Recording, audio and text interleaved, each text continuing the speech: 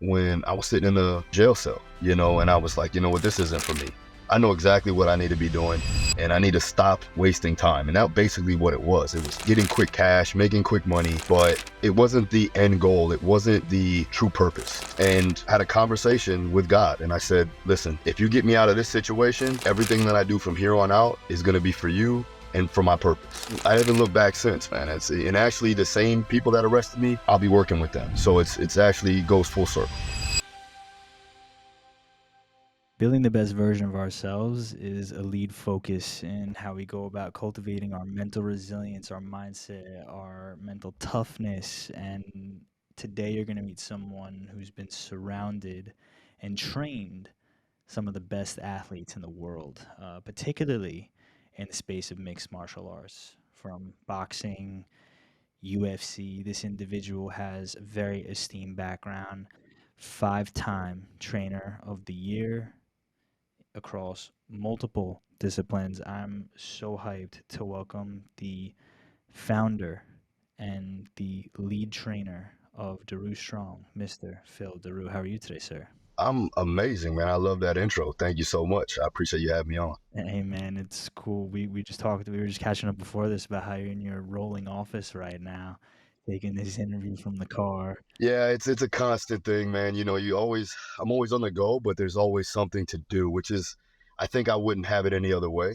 I think that I get a little stir crazy if I'm in the house for too long. My wife always says you can't sit still, and I don't know. I think that that's helped me progress in a lot of ways and allowed me to do what I do. But yeah, some days I gotta chill out. If I'm not trying to push myself to the point where I can't physically move, some days it's good to just kick back with the family. But for the most part, I'm on the move. That's kind of the energy that you need to bring, and I'm the same way right now. I got my mobile set up with my mic and my camera, my laptop. It's just one of those stay ready, never have to get ready kind of mindsets, and I know you practice that very deeply. I think where I want to start is, you worked with some very high esteemed professionals. Dustin Poirier, Timberland, NFL players, NBA players, across Olympic athletes, across all these different sports, fields of interest. In your experience, being around those types of individuals who have that kind of credibility, performance, what is it that sets them apart from everyone else? What's the environment like? What's the energy like? What's your experience with that? Their belief in themselves, right? They have full confidence in their abilities, but they're diligent in their approach, and they make sure that they maintain a level of discipline to get better. And they understand who they are and what their strengths and weaknesses are. At the elite level, there's that 1% that you have to get better. And for these guys, they're very in tune with what they know they need. And doing that on a constant basis is something that I've seen with a lot of the elite people, not just in fighting, not just in sports, but also with the celebrities that I've been able to work with and been able to be a part of their situation. And with them, they don't take no for an answer, and they make sure that they get what they're worth. Even negotiating deals with them sometimes is fun because they know what they're capable of and they know their worth, and they will not shy away from it. So it's funny to see like how they actually are able to get what they need and get what they want because they're just so relentless in their approach. When you're working with these kind of athletes, I'm sure that you've picked up some insight, about yourself. And, it's actually interesting that you say that they won't take no for an answer. I was interviewing Gunnar Peterson. I don't know if you're familiar with Gunnar. He literally said when I asked him a very similar question, he was like, they won't be denied. They're going to show up no matter what. They're going to put in the work. They're going to, whether it's a rainy day, a snowy day, whether they're tired or they're feeling top of their game, they're ready to go and they won't be denied. And that always resonated with me. And it's a common thread. It sounds like even across all the high performers that you get to work with, notably Dustin Poirier. I know you're recognized for that on the Joe Rogan podcast. I've been following your content before that, known your story for a while. I know you grew up in a very rigorous environment, we'll call it. You've been through the trenches, been arrested at one point. You kind of had this inflection point where you realized that you needed to make a change. What was that experience like, that inflection point where you knew that this wasn't what you were meant for, that kind of lifestyle? How did you go about starting to take action towards becoming the person that you are now? Well, I was living a lifestyle that I knew that it wasn't for me. It was just a part of the situation that I was in. And I don't like to say I'm a product of my environment per se, but when you're around it, you become something that you actually don't see yourself being long term. And that's kind of what I felt when I was sitting in a jail cell, and I was like, you know what, this isn't for me. I know exactly what I need to be doing, and I need to stop wasting time. And that basically what it was. It was getting quick cash, making quick money, but it wasn't the end goal. It wasn't the true purpose. And I had a conversation with God, and I said, listen, if you get me out of this situation, everything that I do from here on out is going to be for you and for my purpose. I haven't looked back since, man. And actually the same people that arrested me, I'll be working with them. So it's actually goes full circle. And I think that just like my guys that I've been able to work with, I couldn't be denied. I wanted to be the best in my field. There were certain situations like, I had to pivot out of situations that I was in before. And let's say, for instance, like with college football, that wasn't in the cards for me. I had to pivot out of that. Being a professional fighter wasn't in the cards for me. I had to pivot out of that. But when I found my true calling, which was helping people, coaching and teaching, it allowed me to really hone in and focus on the task. And finding that purpose and having that introspection allowed me to progress and go forward and do things that I knew that I was supposed to be doing. People ask me all the time, like, did you think that you were going to be doing seminars around the world? I'd be lying if I said I wasn't, because I did think that I was going to do that. I knew that I was going to do that. So it wasn't a big surprise to me when I was able to travel to now 14 different countries and teach around the world, because I already had it in my mind and I said it out loud time and time again. Yes, I said it into existence, and I'm going to keep doing that. And there's other things that I want to achieve, but I have to stay true to who I am. And that's the biggest thing. I think people, they deviate from the actual path because they see the shiny object and they want to go after it. I would say stay the course and be patient but persistent, and that'll help you get to where you need to be. And that patience and persistence has put you in a position to work with champions, special ops. I'm curious, you found this area of expertise around combat sports, background in football, fighting. What are some of the insights that you've picked up being around maybe some special ops across, Navy SEALs, other organizations maybe you could share with us? What are some of the insights that you picked up working with those types of high performers? The biggest thing is that they love to get after it. They love to push themselves beyond the thought of their own limitations. With my tier one guys, the guys that I've been able to converse with, from Navy SEALs to Marine Raiders to the UFC veterans, they want to get pushed. They want to see what they're physically capable of, and they want to push their mental barriers, because they know when the time comes, when that happens, they'll be able to cope with that issue. I can relate to that, because no matter what, and obviously you have to, let me reiterate, when we train, the goal is to get the stimulus needed for an adaptation that we're trying to attain to be a better whoever, right? Football player, fighter, so on and so forth. So from a strategic standpoint, you got to pick your battles. But when the time comes to truly put in the work and you have to push, not only from a physical standpoint, but from a psychological standpoint, then we make sure that we put that in there so that you can touch it every so often so you know you still got it. Most of the time, the guys at that level, they love that feeling, right? They love that feeling because they know that when it's on the line and it's either a life or death situation, most of the time, they'll be able to cope with that stress. And now they become more physically, emotionally, and spiritually confident in their abilities to be able to overcome those odds and to be able to overcome those obstacles, even when your back's against the wall. It allows you to keep pushing because you know you have so much more in the tank. I did a challenge not too long ago. It was supposed to be a 150-mile ruck walk. And I had this number in my head, 150 miles. I wanted to go from Miami to Fort Pierce, Florida. And the reason why I wanted to do 150 miles, well, for most of the, I would say the military population, they do long distances, but never that long. And I wanted to do it to push myself. You know, everybody can do 100. Let me do 150. At that point, I was training for it, but I was also, you know, I got multiple things going on. And there was a point at about mile 40 where my body basically started to shut down. I ended up getting rhabdomyolysis. So basically just about to be in kidney failure, and my feet were torn apart. I'm still picking holes off. Like I'm still picking the calluses and the blisters off my feet. But so I had holes in my feet, all that stuff. But at mile 40, I'm like, all right, listen, you said you were going to do this. Keep pushing. And I was going to push until they actually had to drag me out of there. And the only reason why I stopped was because they had to physically admit me into the hospital. Yeah.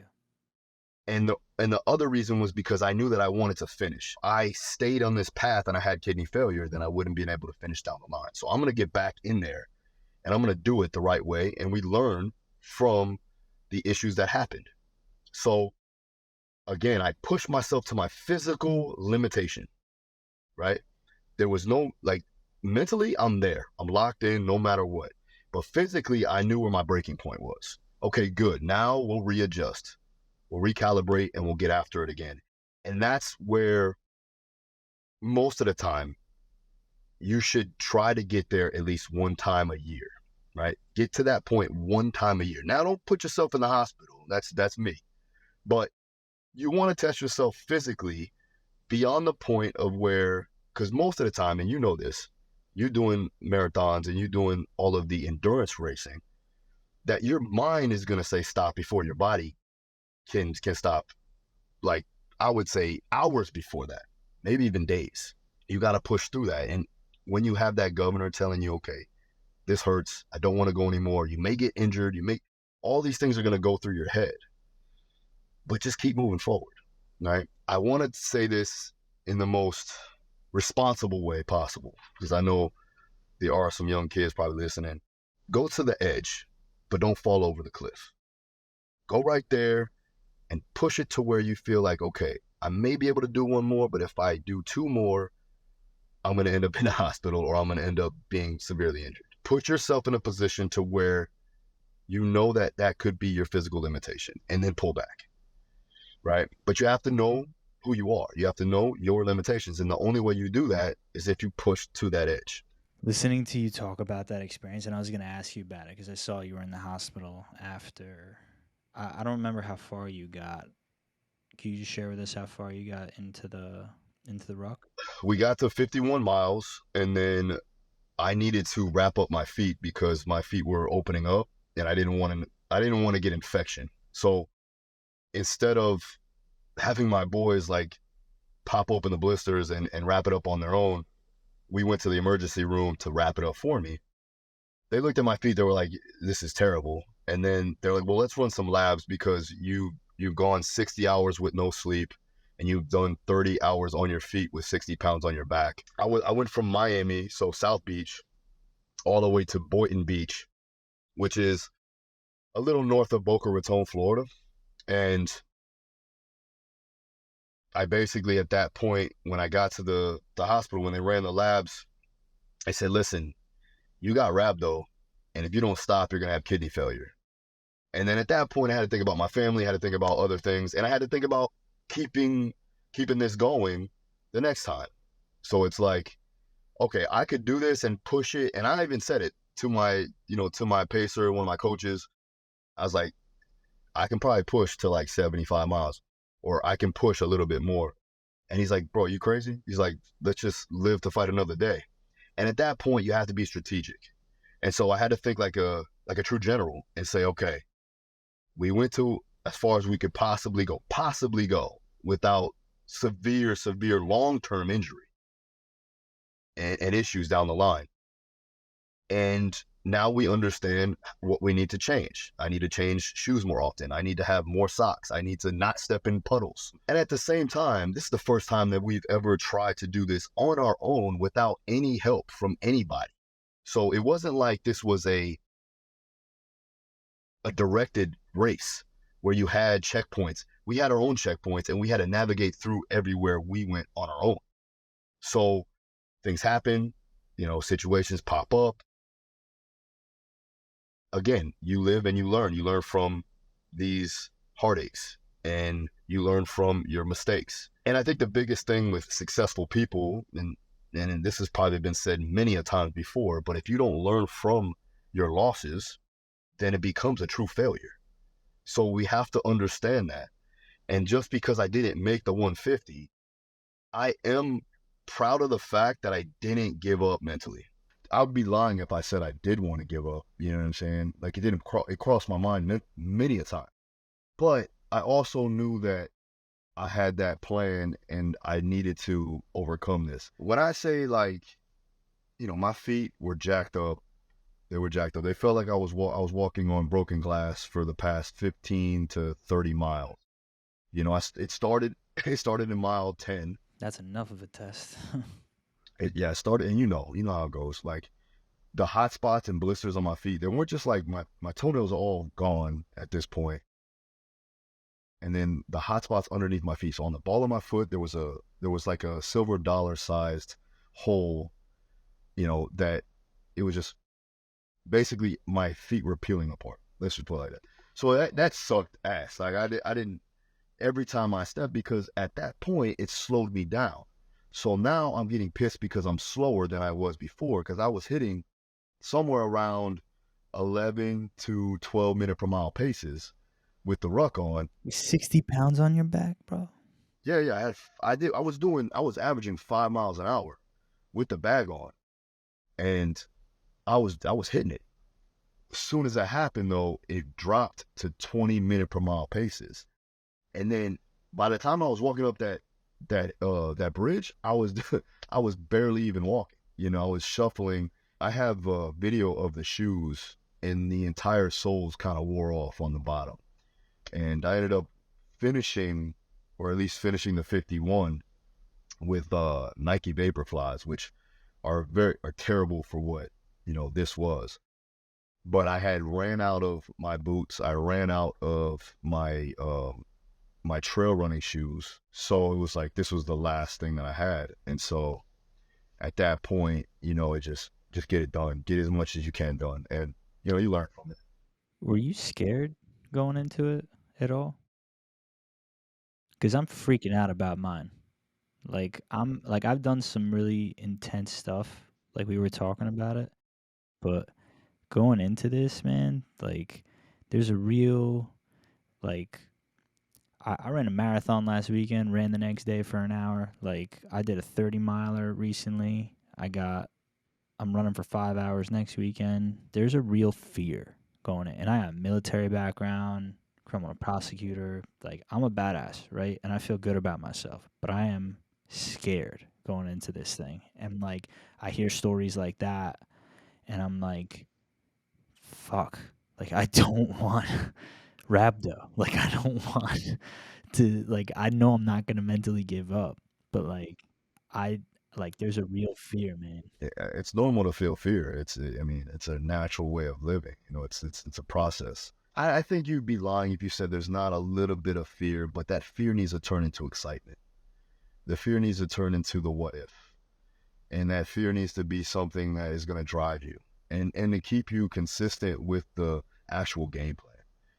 And with every fighter, I know that, before, if I had successful fights, it was because I stuck to the game plan. You're still going to have some butterflies. You're still going to be a little nervous. I think the biggest fear that you may have going into it is the unknown, right? So if you put yourself in a position at least once or twice throughout the process of you getting ready for this thing, you know how it feels. You understand that you can handle it.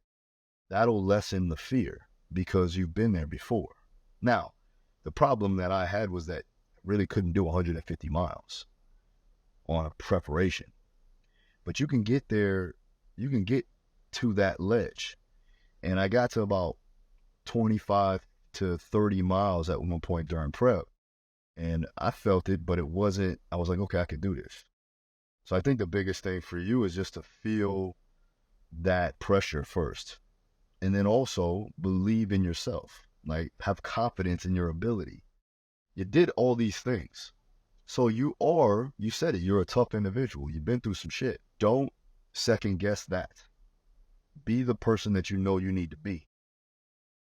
And again, you still may be having some anxiety, some fear, some nervousness, which is important because it keeps you sharp. And if you didn't have that, you wouldn't be human. So I wouldn't even feel bad about that. I would feel, okay, well, at least I understand I'm in it and I'm aware of it. As long as you can be an aware state and you understand the process and what it's going to take to get through it, well, that that makes you who you are, and that gives you the ability to do great things because you just overcame the fear.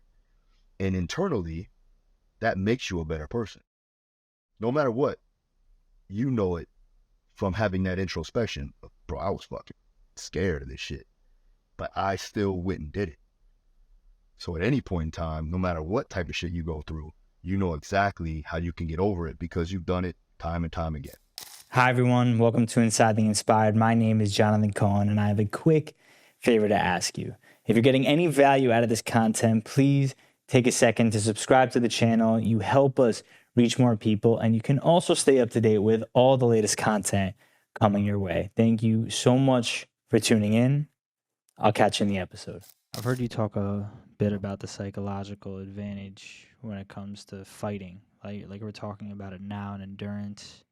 But like when it comes to fighting or being in any kind of fight, the mental game that goes along with it. I was asking Natan Levy before he had his UFC fight, like how do you mentally prepare going in to a cage match with someone? Like that's a crazy thing psychologically. You have experience in the cage.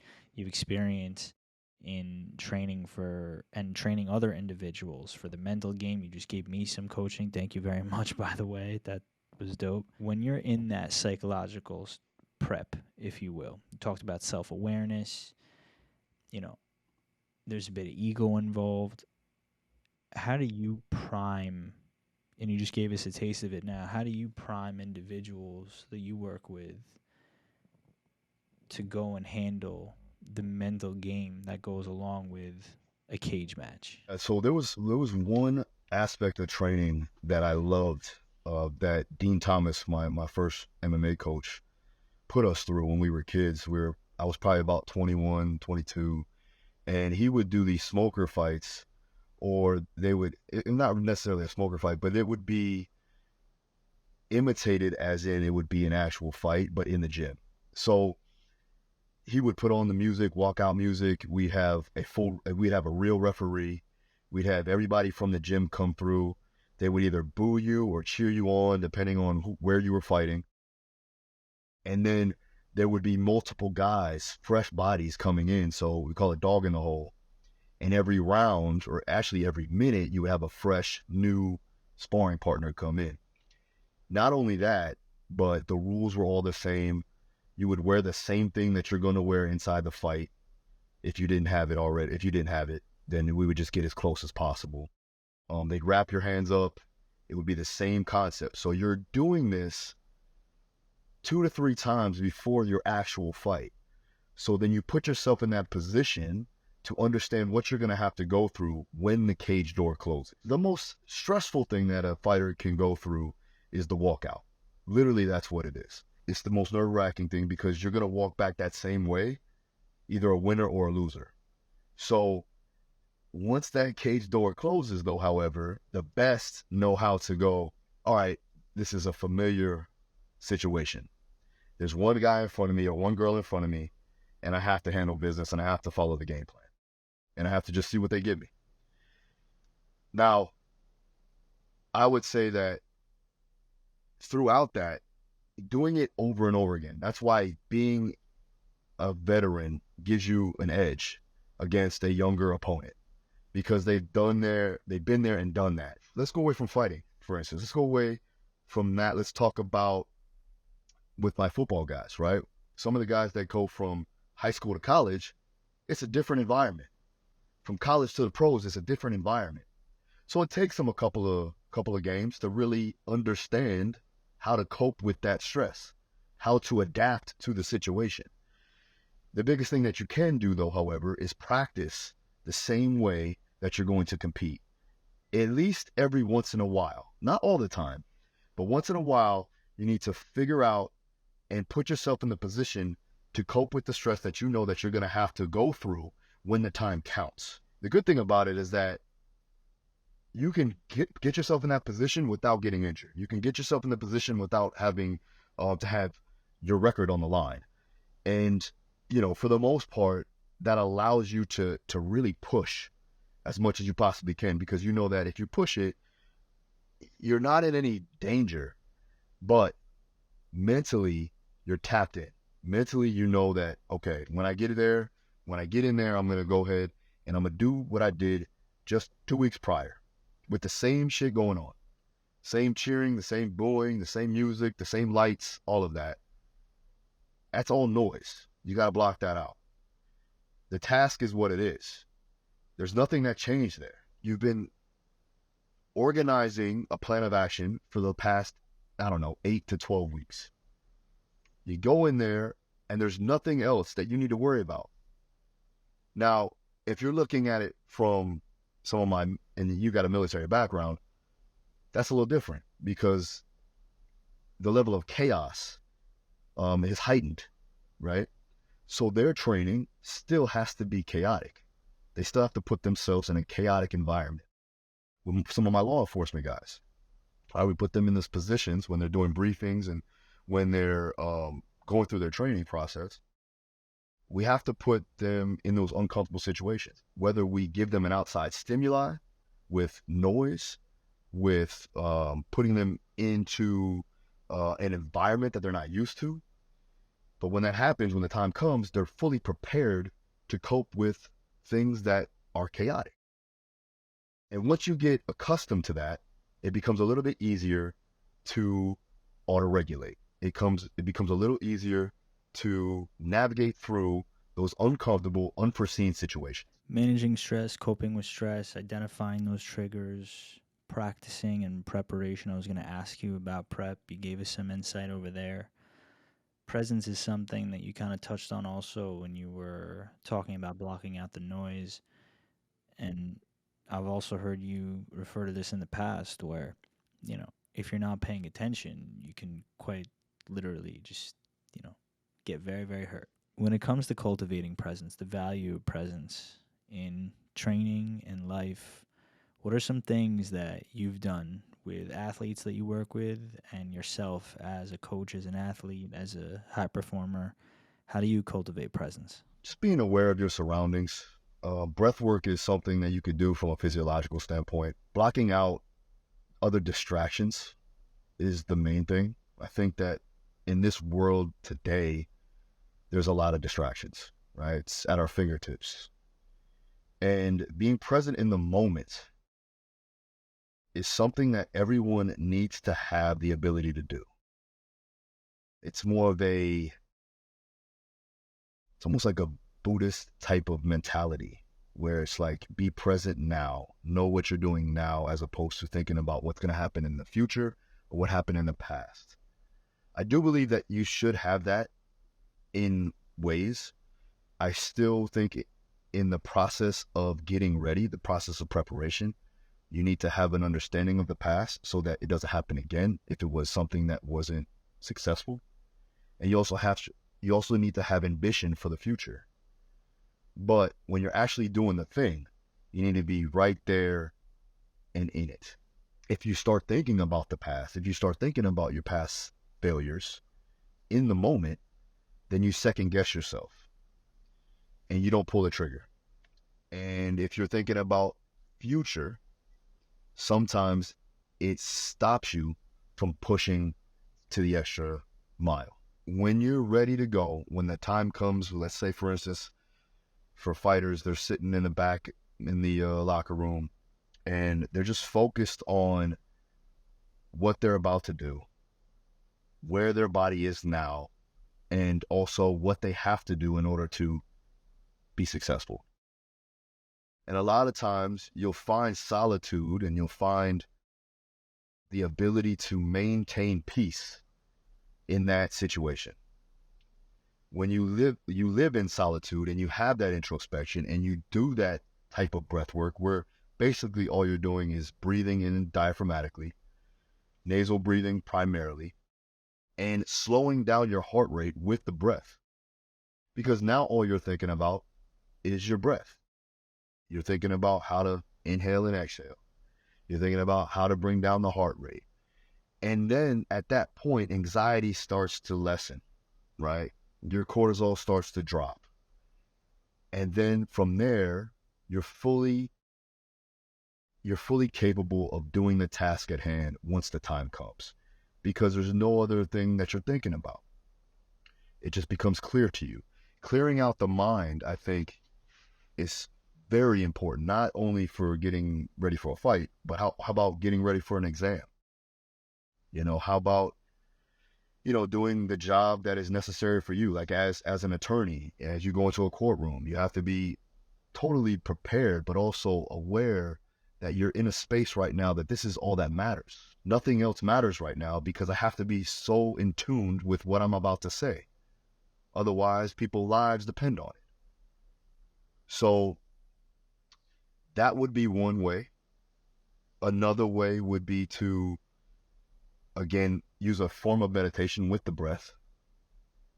And then also be grateful. Be grateful for the opportunities that you have. You could be somewhere else, especially if you're doing something that you love, you could be somewhere else that you don't like to be at. And I think a lot of people aren't grateful enough for the opportunities that they're given, no matter what it is. For you, you're a successful human being. You should be grateful of that. Not to say that you shouldn't be happy for the fact that you actually put yourself in that position, but be grateful that you're in the opportunity that you have now. A lot of people don't have that, and they look too far ahead because they're ambitious, and I understand that. But you should also look at where you're at right now, and it could always be worse. Somebody said that the other day. It's like, at least you didn't have, when I was doing the ruck there, like, at least you didn't have a rifle in hand and everything. I was like, listen, it could always be worse. Anything that you do could be worse. Even living on the streets, it could always be worse. I could be dead. So, count your blessings. And that will definitely get you to the point where you go, okay, I'm happy in the space that I am now. Not to say that you can't be ambitious and you want to have goals, but when you have a task, just be in the moment. I love that you reiterated the gratitude and the breath. Those are absolute cornerstones in my practice as an athlete and as a person to calm myself before any incredible situation, like nasal breathing in particular. And it makes sense why you're at the top of your game, because those are practices that I feel should be readily available and are readily available to everybody. And you offering this information on this platform and I didn't even know that you practice that way. So it just goes to show that it makes so much sense in terms of what's gotten you to this point, that those are tools in your arsenal that help you coach, that help you cultivate presence, that help you lead life at the rate that you do, because that's what it is. Like, you have to be ready to calm yourself down. You have to have tools to be self-aware enough to cultivate presence, to be mindful of the way that you are, and to constantly be grateful for the things that you have and reflect on those things often, because it can always be worse. We didn't get that phone call today, that something bad happened. We have another day that we get to wake up and be great and try and do these things, and like to see and hear that you have this perspective on life after the things that you've been through leading you into the position that you're currently in. I mean, it makes all the sense in the world. In the couple minutes that we have left, I want to ask you one last question.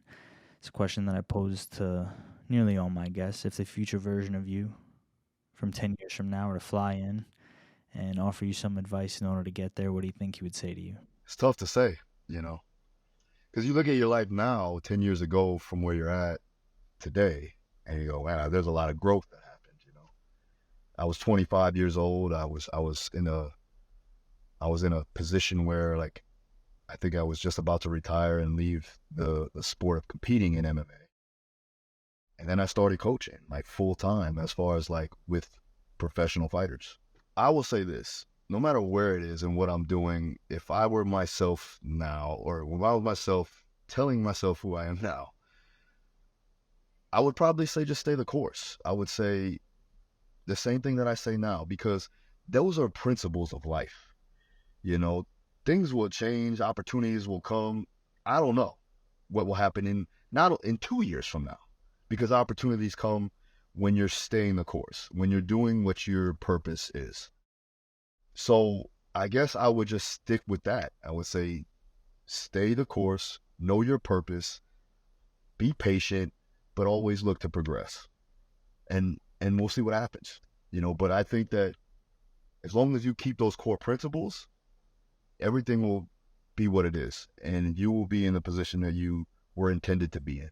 Phil, you've shared some awesome insight here today. I want to be able to help people find you. Please let them know where they can keep up with your journey. Thank you, brother. Appreciate you having me on, by the way. Make sure you guys go ahead and subscribe if you haven't done so to Jonathan's pod. It's the Inspired. So, I'm truly inspired by the things that he's done and what he's doing. So I do appreciate that. You guys can find me on all social media platforms at Daru Strong. And then I have my YouTube channel too as well. We put out some information there. Podcast too. I'm going to get Jonathan on too as well. We're going to get on the True Talk. I got to bring him down to Florida though, so we can train and we could get a live going, and it'll be fun, man. But thank you again for having me on. My pleasure, man. Thank you so much. It's humbling coming from you and to many, many more.